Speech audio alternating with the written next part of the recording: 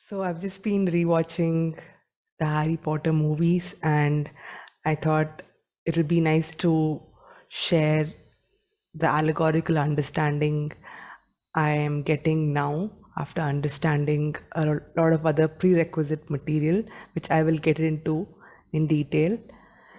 So, an allegory is a story, poem, or picture that can be interpreted as having a hidden meaning, to reveal a hidden meaning, typically a moral or political one.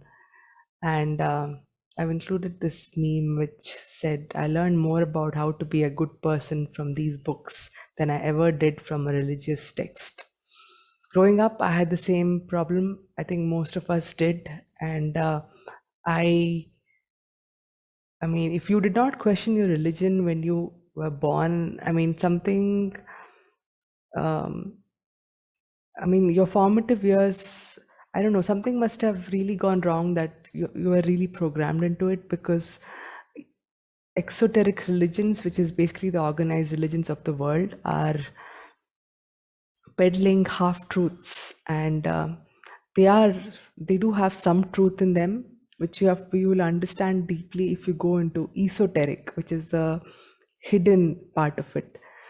So J.K. Rowling has once said that one of her goals was to create a world accessible to those who know where to look. So her work, Harry Potter itself, is steeped with occult information, truths about the reality we are living in, and how to understand the code. If this was a game, if you're a gamer, I think you'll get that. Uh, the code to this game, the instruction manual to this game. So, right from the start, I'll get into Hogwarts and stuff, but the basic symbology, the platform 9 and 3/4, which adds up to the number 7, which is a number for a human being who has self-realized, as in who has understood his uh, position or his place in this reality as a builder and creator of it, and not just an observer and a witness to what's happening. So Harry Potter's, the Deathly Hallows symbology, if you get into that, there is the triangle, there's a circle, and there's a line, right? This is the three things, which is the invisibility cloak, the Elder Wand, and the Resurrection Stone. Yes. So a circle is always used to symbolize the feminine, the spirit. So um, these three coming together makes this here maybe an eye. This is the symbol of illumination, true understanding. To have these objects and not use them for what they're not meant to be used. So each of these, if you understand the story of the three brothers, each of these came with a catch. The only person who survived was the person with the invisibility cloak, as in he survived, as in nobody can escape death, right? So in this game, we are here to build a soul. We are here to understand. This is just one class in the star school, we can say, and we have to graduate. And to graduate that, you need to have an understanding of how this reality works, and that's why understanding symbology, occult, uh, really helps. So Harry Potter is not about Harry Potter. That's the first thing I need to get it out, because yes, it says Harry Potter and everything in all the books, but if you actually rewatch the movies again or reread the books again, Harry's hero's journey starts when these three come together, right? When Harry and Ron meet, and then they meet Hermione. So, and even as you go through the later movies, you realize that they keep saying, we need to do this together, we need to do this together, right? It was never Harry who defeated the Dark Lord. It was these three in conjunction with the wisdom which they've gained from the other characters, which I'll get into later. So the main thing is it's about these three. It should be actually Harry, Hermione, and Ron. Actually, that's the allegory. But Hollywood always has a way of making it look like a story and not a spiritual truth about the reality we're living in. So this is a Trinity, the Trinity symbol, which is there in all religions, the three gods, the three manifestations, the three. They're talking about us, they're talking about the brain, they're talking about the three manifestations of consciousness. So if you really think about it, consciousness can only manifest in three ways, right? It's thoughts, emotions, and actions. So thoughts originate from the mind. It's the creator aspect. It is usually denoted as a male, even though it could be both. It doesn't have a gender. The spirit is the sacred feminine. It's the Holy Spirit. So the marriage of these two, the masculine and the feminine, creates a divine child. And the divine child is always a male because it's a property of action. Action is an active quality, which is a male, which is, it's, I mean, the story would still work if you had put a girl over here, but the allegory exists for a reason. So yeah, this is the Trinity. You see the same thing in the Matrix as well. So Ron Weasley is the base consciousness, the body, the physical. Hermione Granger is the emotion, the mind, the sacred feminine. Harry Potter is the spirit. So we have to get into understanding the brain a little bit, because this is ultimately about the sacred chambers, the three parts of the brain. Every religious text, every esoteric stream of consciousness, mystery traditions, all of them have been talking about the brain and its three chambers, the bottom, the middle, and the topmost. So the reptile brain is what is concerned with. I'll actually get into the details about this a little later. Here, I just want you to remember that this is what it represents: the sacred feminine, the sacred masculine, and their child. So Harry. So he's not technically their child. It's an allegory. You need to understand that as you go further, you'll get a clearer understanding.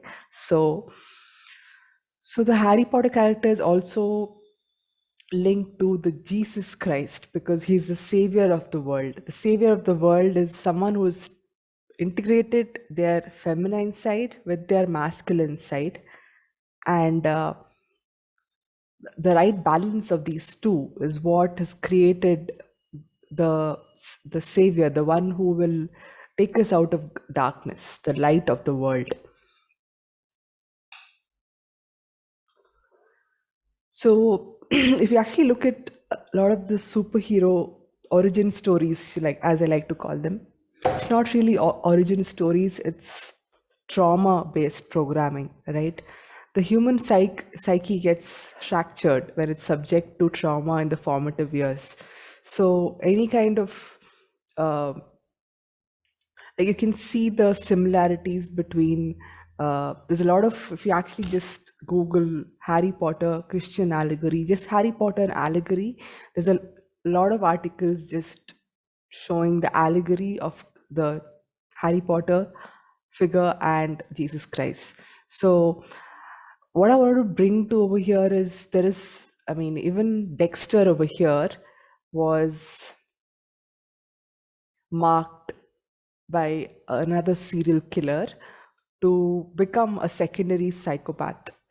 And he chose to counter that in his own way. I don't want to spoil it for you. You can watch the show. It's called Dexter. It's about this person called Dexter Morgan, who's a blood splatter analyst. So yeah, So just wanted to talk about the two aspects of this brain, uh, of the left side of the brain, so and the right side of the brain. So you have the left brain, which is a masculine, which is the active, the yang quality, they call it.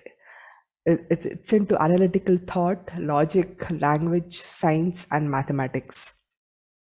And the right side of the brain, which is into holistic thought, intuition, creativity, art, and music. So the way I like to understand it is, if the left side of the brain is the one which is doing the language or the lyrics of a song, the right side is the one composing the music. So it's all good art is a balance of the left and right. So when these come together, they form the Star of Solomon, or the Seal of Solomon, which is a universal sign for unity consciousness. So when these parts of us, the left and right, the gender, there is the masculine and feminine gender within us, and that is the part we need to unite. So if you actually, this is actually from the Mark Passio Matrix Decoded video. So I've just put them here because it's the same thing. It's you have the thoughts, the Father, the Creator God aspect, which has intelligence, knowledge, and truth. So I've also put Dumbledore, occult knowledge, Hogwarts, which was the place which fostered all this over here. And then you have the Holy Spirit, heart, compassion, love, empathy, everything which makes us human. Uh, and here we have will, which is these two coming together, and this being the voice of reason, this being the voice of will, and both of them manifesting as will, the mind and spirit coming together to produce higher will, which is action in natural law, in alignment with natural law. So there's a lot of similarities I found between Harry Potter and Lord of the Rings while I was watching it. And the fact, the truth, the ultimate reality is the world we are living in is being controlled by forces which are not, you know, it's not our governments, and it's not just a bad consequence of bad decisions over a couple of years or decades or whatever. This has been the reason it's so fucked up right now, is because it's all by design, and there was a natural progression we were all to follow to reach the state of spiritual enlightenment. True spiritual enlightenment is knowing the difference between right behavior and wrong behavior. It's not anything complex. It's not something which you will realize on top of a mountain somewhere where you're meditating. This is the real groundwork, ground to action reality about what real spirituality is. It's knowing what is right and wrong. So there's a good versus evil, just like our world here. There is the good and there's evil, and the similarity with Sauron and Voldemort, both of them are evil. And I've put rulers here because they are rulers. I think a better word would be tyrants, because they rule by coercion. They rule because they have the power. They rule because they can. They're not taking into account the free will and the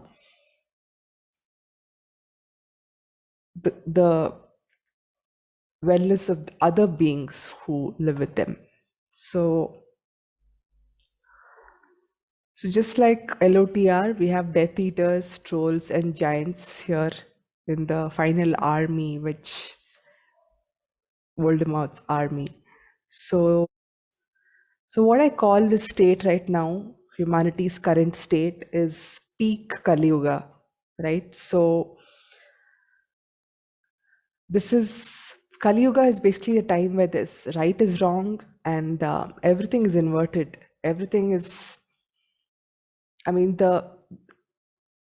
I'll give you a very good example. Like the code for living right in this reality is you don't get caught by the law. So that's why morality is a very important topic, because the reason we are in this mess is because humanity as a species has come off that path. We have been lied, deceived, manipulated, poisoned. We have been abused to the level of, like, a slave owner would probably do that to people in his, I mean, only someone who thinks they are masters over us could do something like that, because we have no masters. We are our own masters. We don't need external masters.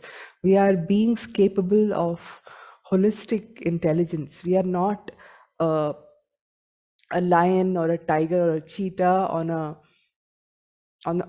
the savannas. We were that. We have evolved from that. We still have some people who are living like that, and they understand natural law better than us so-called civilized folk living in cities, right? So power, I mean, it's ultimately about power. So if you see the dark forces who are manipulating the world right now, they try to control energy, and that is their source of power. The control of energy is the control of uh, power. So there's always something which is used to control people. Here it was the Elder Wand, which was apparently the strongest one. So even though Voldemort got it, he couldn't use it because it had its allegiance to someone else. There is a code of allegiance a wand follows. Wands are almost like conscious beings in Harry Potter, and they are a manifestation of true spiritual awakening, as I'll get into later on. So I like to call this time now the best apocalypse ever, because we are faced with the biggest reveal of the lies and deceptions and ever, probably in the history of humanity. I don't know if it has ever been like this, but the truth is literally out there. Like I mean, the ones who know what happened the past 2 years know the state of the consciousness most people are in. They're in a state of dissonance, but yeah, the dissonance can also be dissolved in a second if you have the will to find out things for yourself and use the trivium and come to understanding of the truth. So this is ultimately a war on each one of us. This is a spiritual war. This is like, just like when Voldemort came back in Harry Potter, and after the Goblet of Fire Quidditch, the Triwizard tournament, and nobody believed him, and they spent a long time in the ministry, and the government was in a long time on denial, kind of like what's happening now. um, it's just the same thing. The darkness is the lies and the deception. That's the manifestation of Voldemort. So here are some 8 things I thought were very similar to our reality and this magical world. I mean, when I used to read these books, I used to wish so hard that whatever was happening in these books was real, because there was nothing magical in my life. And I was at a stage where I was 14 or 15, and I was just coming of age, right? So I I think I needed this, because I didn't. No one teaches you morality. Like the way we are taught morality in schools is they give you some books and they tell you to read them, and they have some moral stories with the cliched uh, moral at the end, and that's pretty much all there is. So some of the things which Harry Potter will make you realize if you understand natural law and you watch the Mark Passio presentation, the 4-part presentation where he goes into natural law in depth.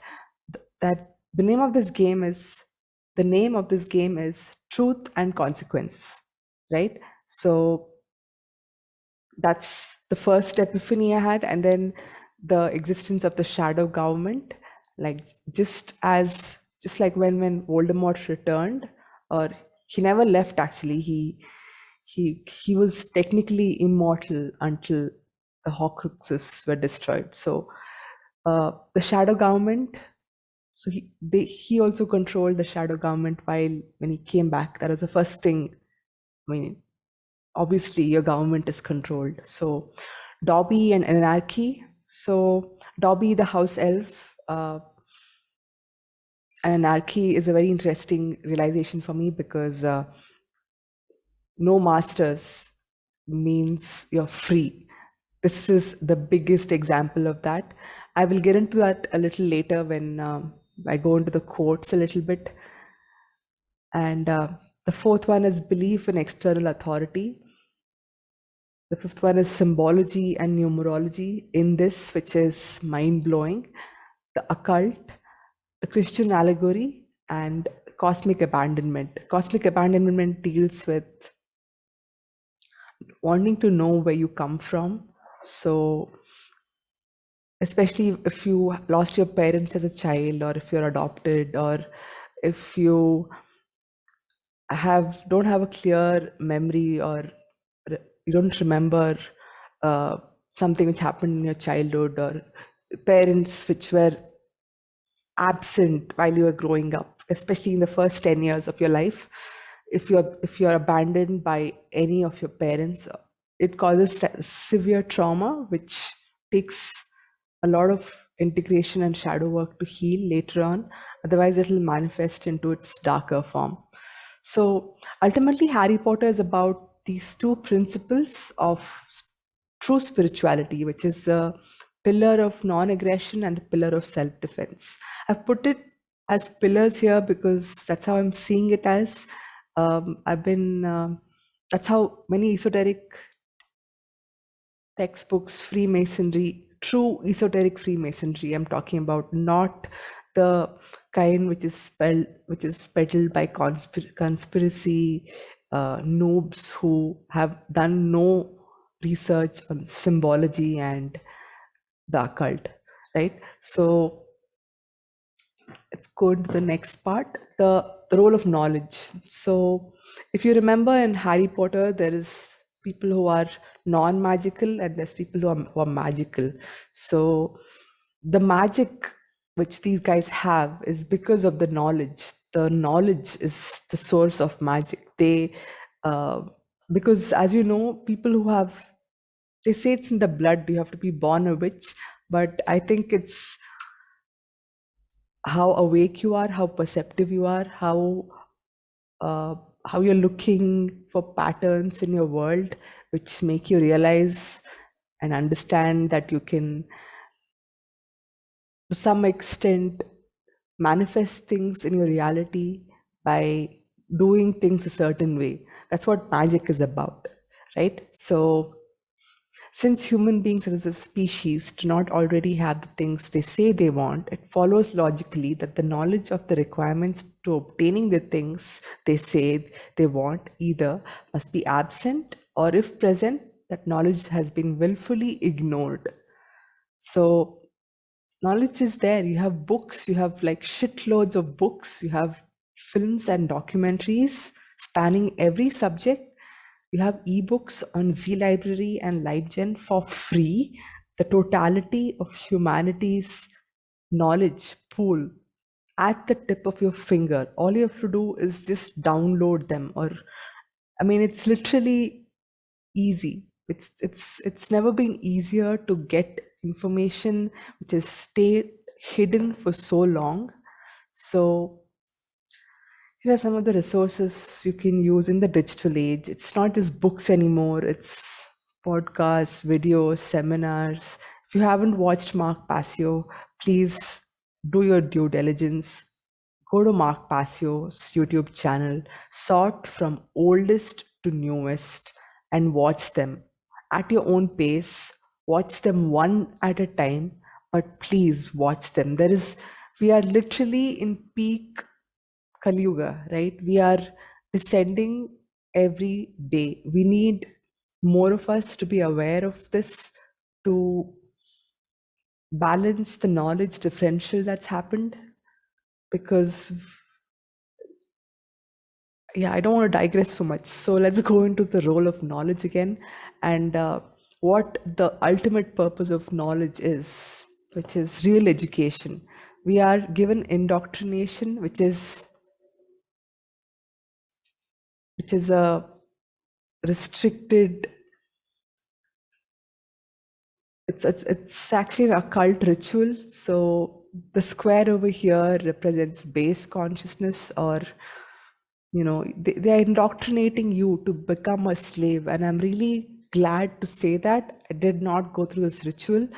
If any of you went through graduation ritual and you're watching this, hats off to you for staying till here, because um, it's literally a ritual. It's an occult ritual which brands you into their servitude for life. It'll take you a lot of work and unlearning to come out of this and get into real education, which is understanding the real truth behind this reality we are in. So that's where the importance of occult knowledge comes in. Occult knowledge is hidden knowledge held by the few. Occult actually just means hidden, right? So this small section over here is getting to rule this whole pyramid here, because they know something these guys don't. And each square over here is working independently, having no idea what the other square is doing. But all of them are working towards the guys over here's goal. So that's what on earth is happening, gentlemen and ladies. Like, that is literally it.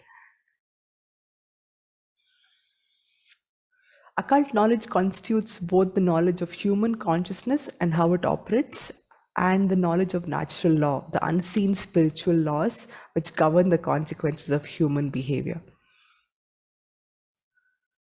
So, knowing about occult is knowing about consciousness, knowing about your own mind, your own brain, understanding yourself, what is known as self knowledge, right?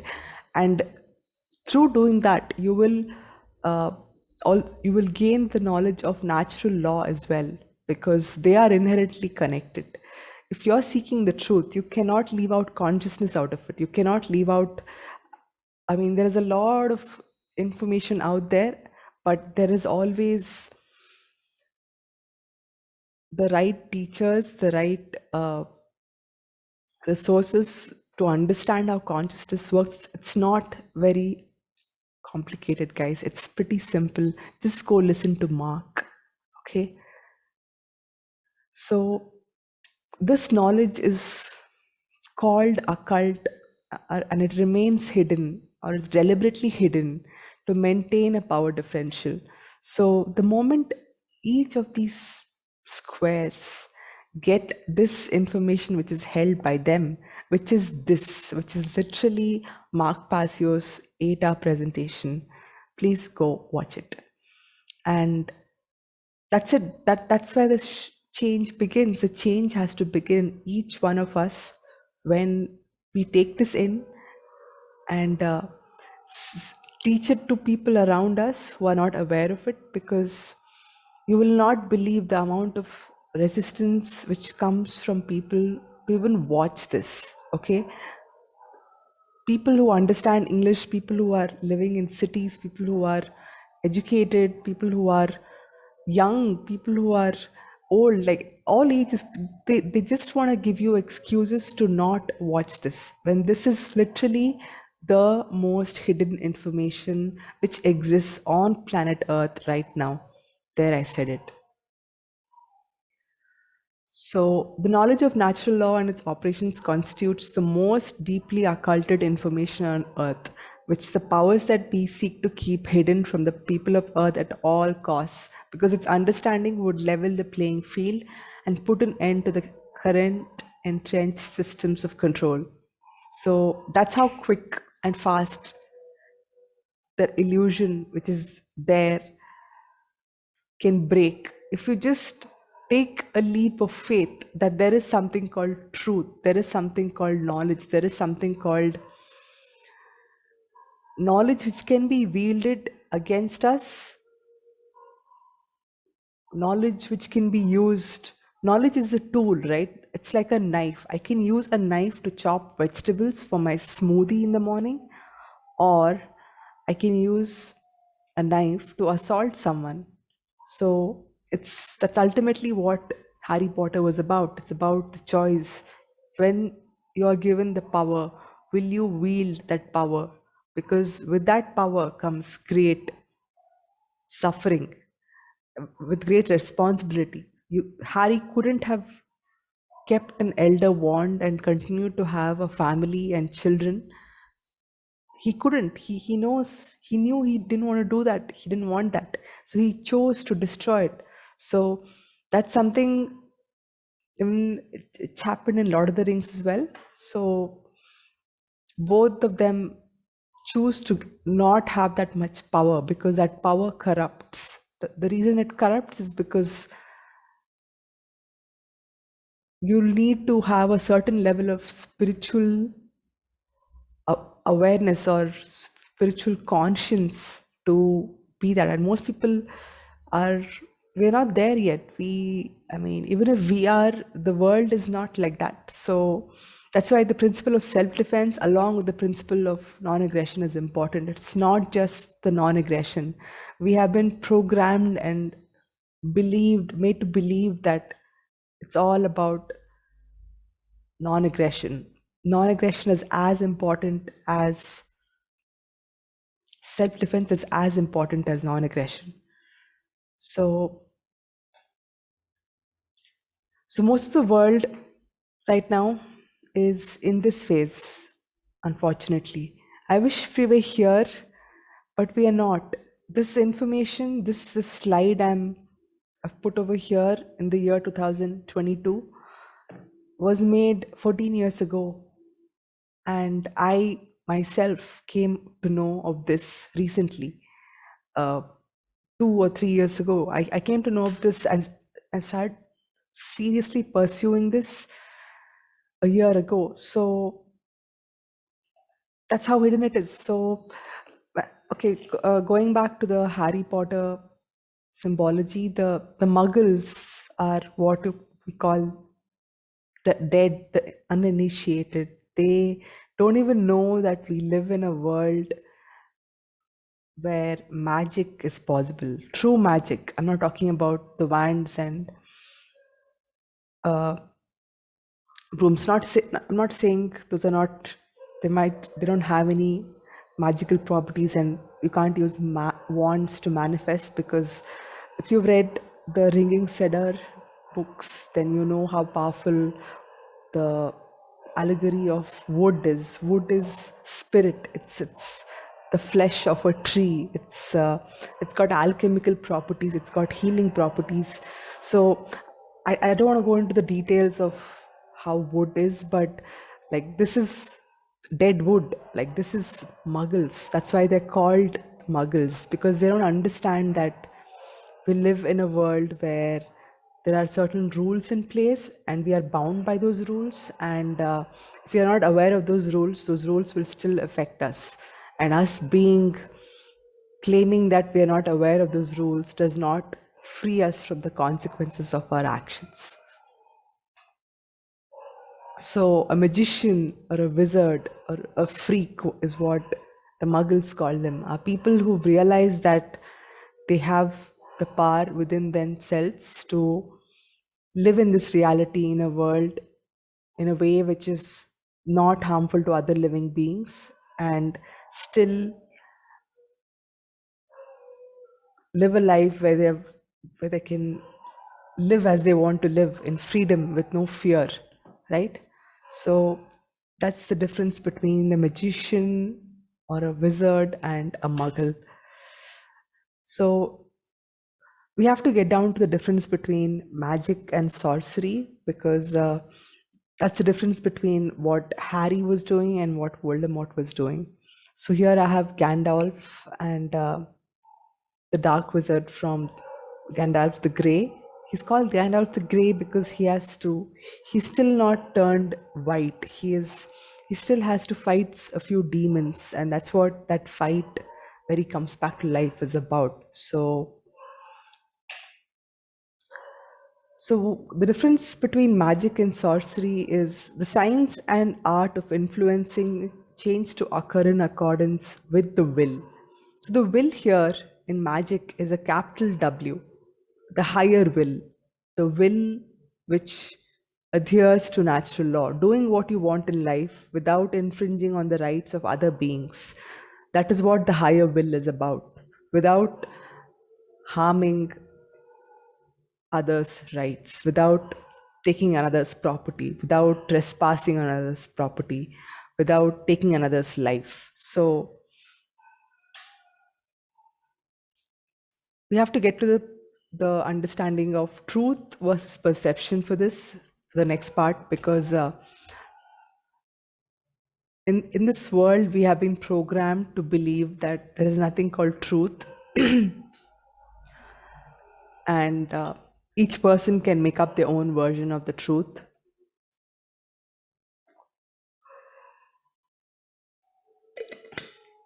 Everybody has their own perceptions, so everybody can make up their own truths. There's no something called absolute truth.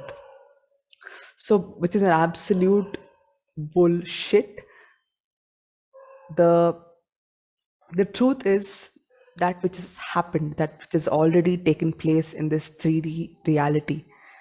Whether you have done the effort of finding out what happened or not, it has actually taken place. So that is something which is really hard for the human mind to do, because it cannot imagine absolutes. So, but this is one little leap of faith you have to take, that there is something called as truth and you can find it. And that's it. I like to say that God is truth and justice. This is God. This is natural law. That's what it is. That's what a creator created, this existence, this for us, right? The underlying creation, whatever you want to call it, God, or the generative principle, which is our will combined with our heart. So truth and perception, the straight line here you see is the truth, and the wavy lines are perceptions. So truth is like a line. It's just there.